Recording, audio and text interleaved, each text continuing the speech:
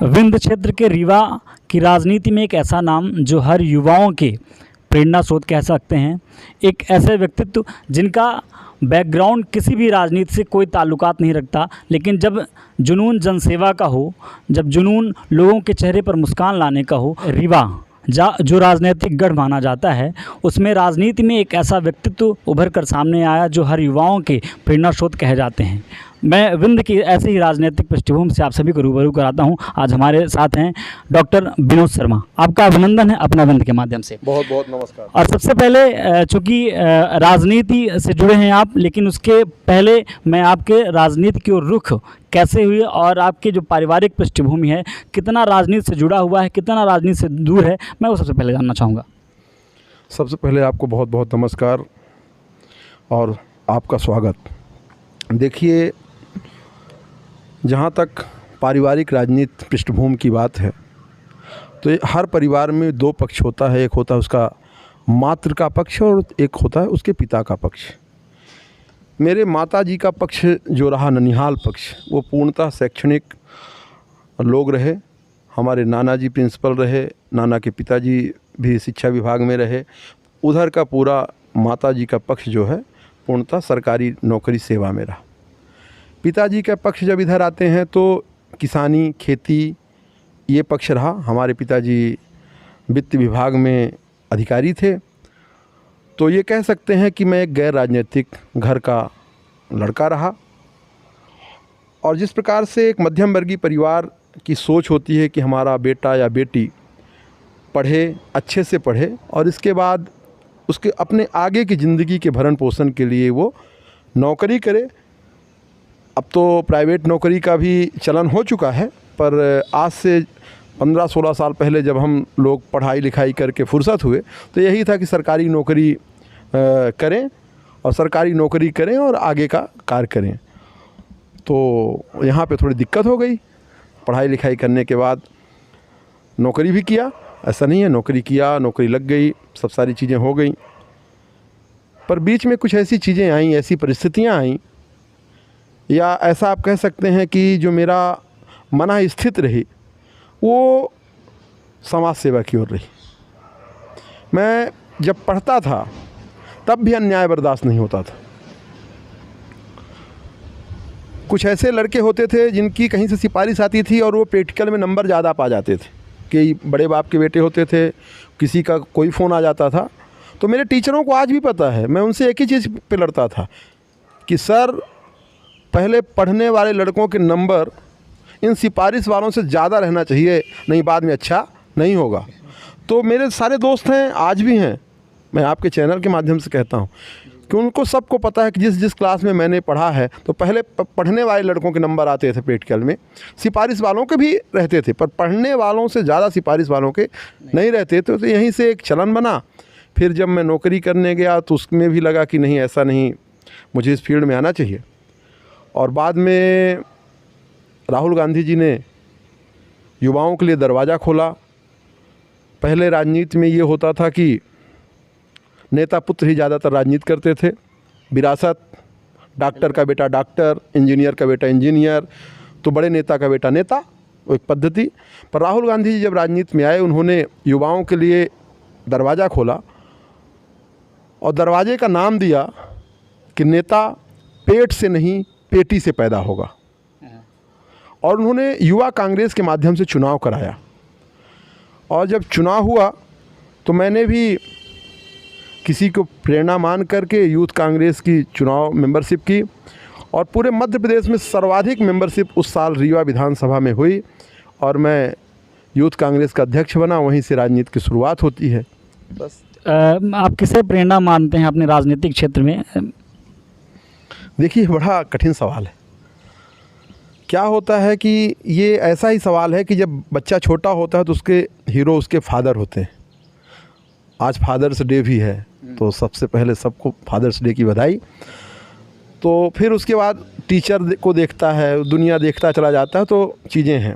पर मेरा बेसिकली जब मैंने पढ़ा और अपने आप को भी समझा, मैंने डिस्कवरी ऑफ इंडिया पुस्तक पढ़ी। नेहरू जी की लिखी पुस्तक है। नेहरू जी को आज व्हाट्सएप यूनिवर्सिटी में बहुत भला बुरा कहा जाता है, पर नेहरू जी स्टेट्समैन थे। स्टेट्समैन उनको कहा जाता है जिनकी पहचान होती है। जैसे भारत देश की पहचान गांधी और नेहरू। इसके बाद मैंने जब आगे पढ़ा तो मैंने राजीव जी को जाना, क्योंकि मैं कंप्यूटर का विद्यार्थी था। और आपको पता होगा, सबको पता है कि सुपर कंप्यूटर या कोई भी इस तरह की चीज़ें केवल और केवल अमेरिका में होती थी। राजीव जी अमेरिका गए और राजीव जी को लगा कि ये सारी चीज़ें भारत में क्यों नहीं हो सकती। तो राजीव जी की बहुत सारी चीज़ें हैं, चाहे वो युवाओं में 21 वर्ष को घटा के 18 वर्ष कर देना, कंप्यूटर का प्रयोग, कंप्यूटर लाना, शिक्षा में बदलाव। पहले भारत देश में हम जब लोग पढ़ते थे, आप तो छोटे हैं, जब कोई लड़का पढ़ता था तो एक ऐसे आता था, जनसंख्या जो है, भारत देश की जनसंख्या एक अभिशाप है। इसमें लिखा जाता था पॉपुलेशन प्रॉब्लम। तो राजीव गांधी ने कहा ये पॉपुलेशन प्रॉब्लम नहीं है, ये हमारे लिए शक्ति है। उसको उन्होंने नाम दिया ह्यूमन रिसोर्स डेवलपमेंट। तो इसके बाद देश को कैसे आगे ले गए, तो मेरे राजनीति की जो कीड़ा है और उस कीड़ा का जो पहला प्रेरणा स्रोत है वो राजीव गांधी। इसके बाद तो मैं अपना काम कर रहा था। मुझे राजनीति बस अंदर, हर व्यक्ति इस भारत देश में लोकतांत्रिक देश है, 18 वर्ष का हुआ है वो वोट डालेगा। जो वोट डालता है वो एक राजनीतिक व्यक्ति होता है, क्योंकि सोच के वोट डालता है, उसकी विचारधारा होती है हमको किस पार्टी को वोट देना है। आप शतरंज के एक बेहतर खिलाड़ी हैं, मास्टरमाइंड हैं।